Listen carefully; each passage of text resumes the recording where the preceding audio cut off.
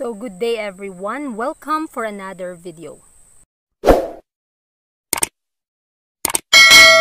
Sa oras na ito, atin na ulit na pag-aralan ang Kabanata 2, Chapter 2 ng The Voice, Speech and Song. Nasa part 2 na po tayo, Disenyo sa pakikipag-usap. Nalaman natin sa part 1 kung gaano ka-importante ang dila.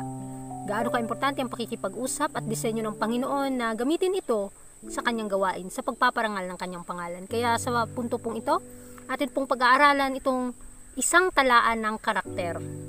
Sabi dyan, ang iyong mga salita ay isang talaan ng iyong karakter at sila ay magpapatotoo laban sa iyo. Dito makikita ang kahalagahan ng pagiging maingat sa paggamit ng pagsasalita. Ang talentong ito ay isang dakilang kapangyarihan para sa kabutihan kapag ito ay ginamit ng tama. Ngunit ito ay kasing lakas ng kapangyarihan para sa kasamaan kapag ang mga salitang binibigkas ay nakakalason.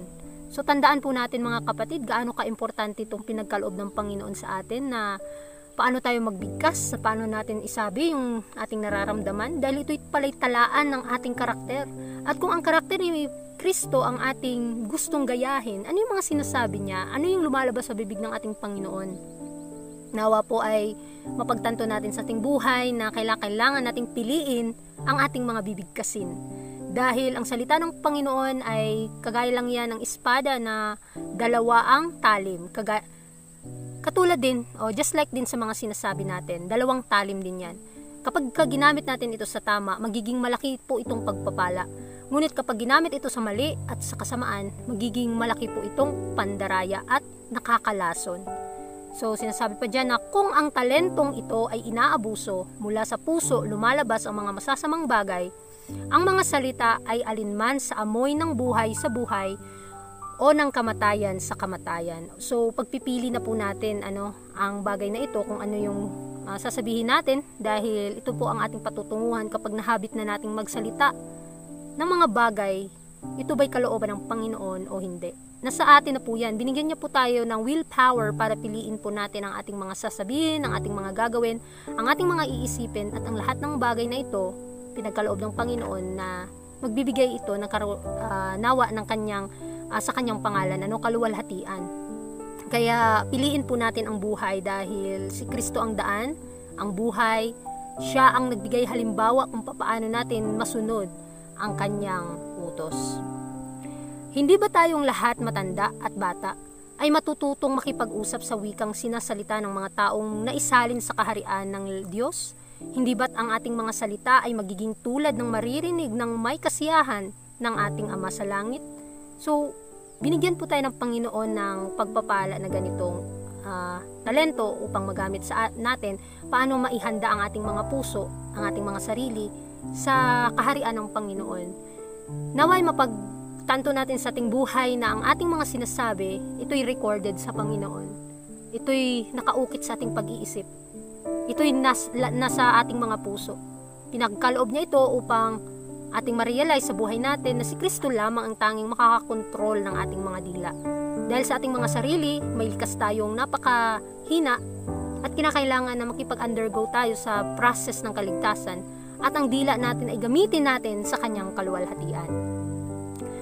Bilang mga nag-aangking Kristiyano, tayo ay nasa ilalim ng taimtim na obligasyon na ihayag ang katotohanan ng ating propesyon sa pamamagitan ng ating mga salita.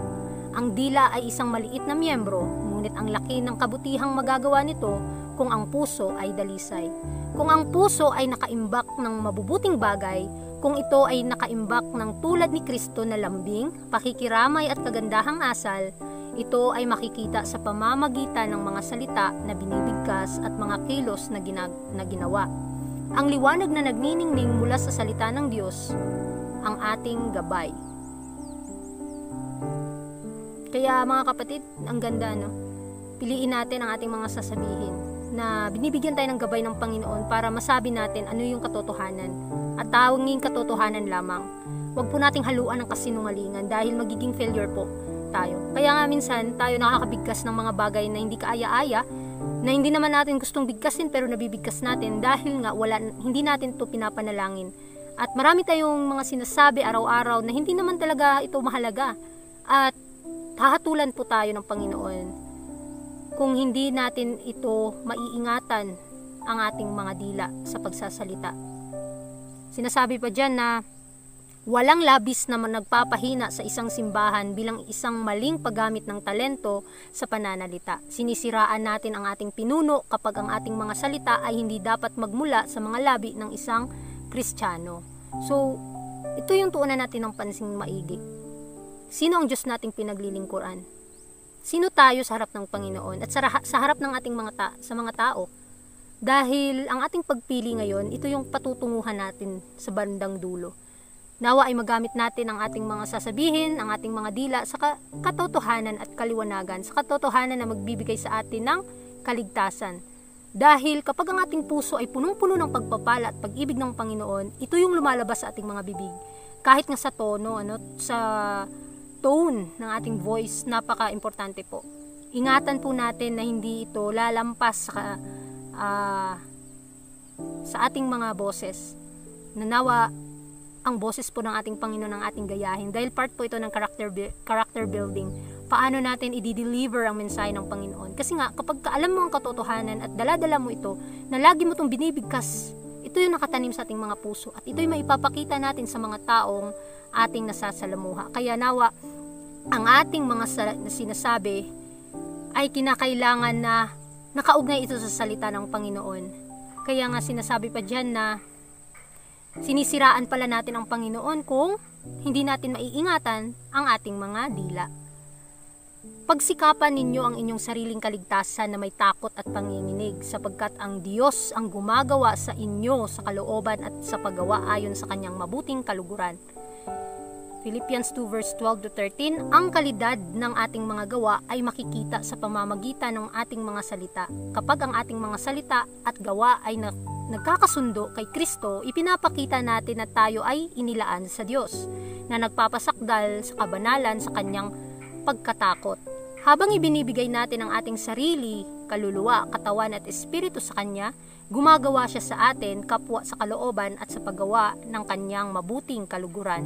Napakaganda mga kapatid, kung ito yung lagi nating iisipin, na ang Panginoon ay ililigtas niya ang mga taong nagsusumikap talaga, na kapag hinahangad na natin yung puso natin ay mapabanal ng Panginoon, hindi siya hihinto sa pagkilos nito, sa paggawa nito upang madalisay ito.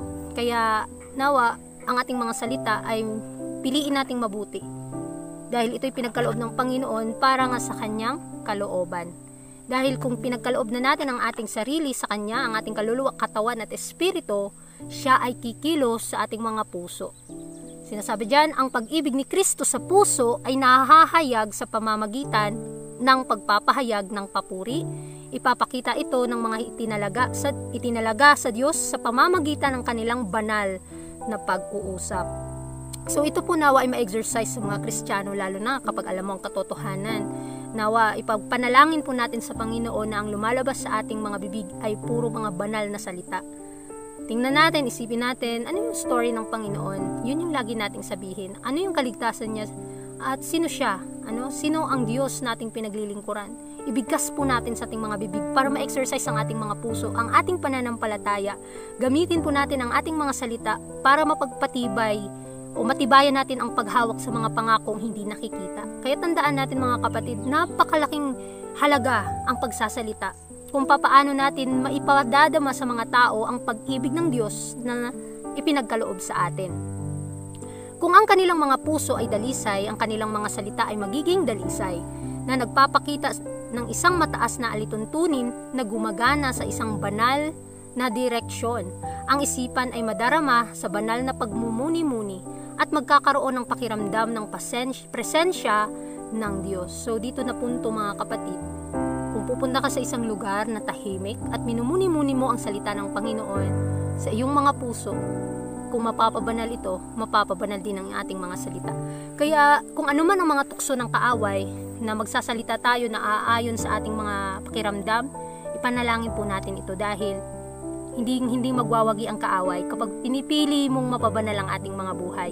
Pinipili natin ang Panginoon na siyang magbibigay sa atin ng kalakasan para makapanagumpay sa lahat ng ating mga kahinaan. Dahil ang ating pakiramdam ay mababago din yan. Kapag ang ating iniisip, ang salita ng Panginoon ang nagpapatibay sa ating mga puso, tandaan natin, mas lalakas ang ating pananampalataya at mamuni-muni natin ang kanyang mga salita. Napakaganda po mga kapatid. Nawa hindi po tayo magsawa na pakinggan itong mga paalala ng Panginoon patungkol sa pagsasalita.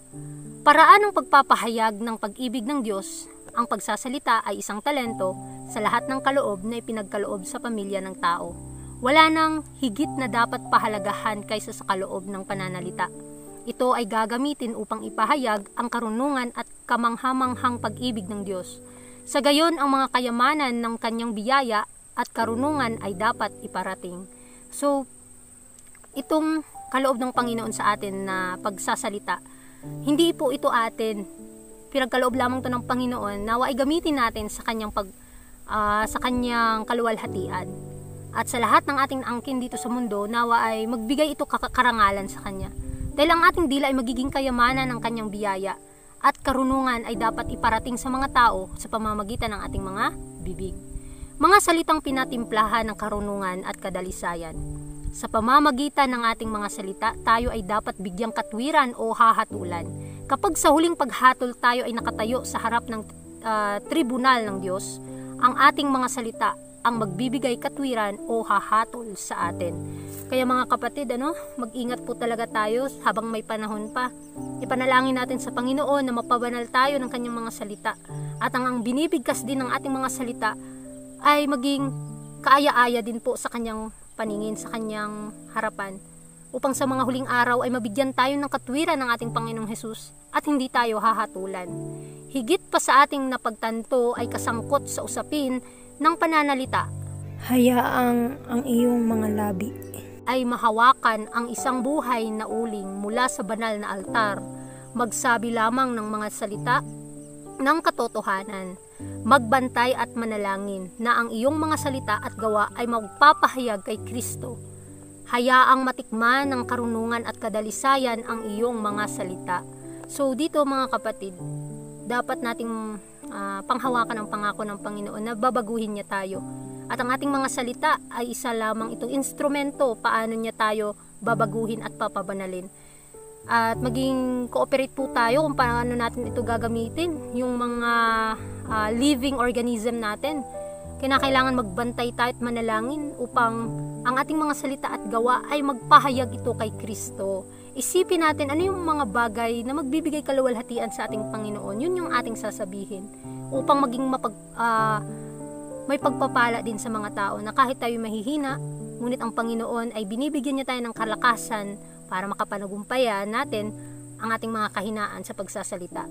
Pagbibigay ng biyaya ni Kristo. Ang kayamanan ng biyaya ni Kristo na lagi niyang handang ipagkaloob sa atin ay dapat nating ibahagi sa mga salita na totoo at may pag-asa. Magalak kayong lagi sa Panginoon at muli kong sinasabi magalak kayo. Kung iingatan natin ang ating mga salita upang walang lumabas sa ating mga labi kundi kabaitan, magbibigay tayo ng katibayan na tayo ay naghahanda na maging mga miyembro ng makalangit na pamilya.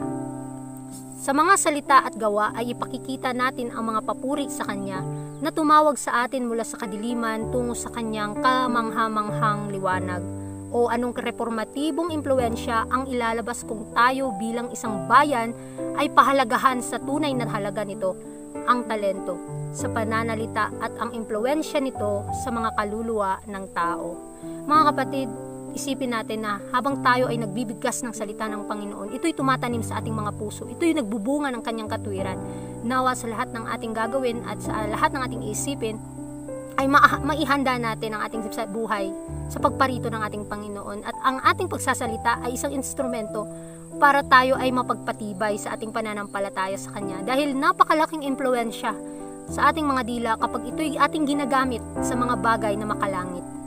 Sinasabi pa dyan na payo, pagpapatibay loob at pagsaway. Ibinigay sa atin ang talento sa pananalita upang tayo ay makapagsalita. Hindi mga salita ng paghahanap ng kamalian, kundi mga salita ng payo, mga salita ng pampatibay loob, mga salita ng pagsaway. So mga kapatid, kailangan kung alam natin ang katotohanan, kapag tayo ay nagsasaway, may pag-ibig tayong maihatid sa mga tao sa ating paligid. At sa tono ng boses natin, kailangan na ipanalangin po natin iyan. Sa gesture pa lang ng katawan natin o anuman ang nakikita natin na kamali at ipanalangin natin, huwag agad natin sasabihin sa isang tao, baka siya ay ma-offend. Kaya isipin natin kung ano yung sasabihin natin. At ito yung malaking pagbibigay sa atin ng karunungan ng Panginoon sa pagsasalita, na ang ating mga salita ay ito'y magbibigay ng katwiran ng Panginoon. Kaya muli, maraming salamat sa inyong pakikinig, and God bless po sa ating lahat. Was when he ran to me, he took me in his arms, held my head to his chest, said my son's come home again, lifted my face, wiped the tears from my eyes, with forgiveness in his voice. He said, son, do you know I still love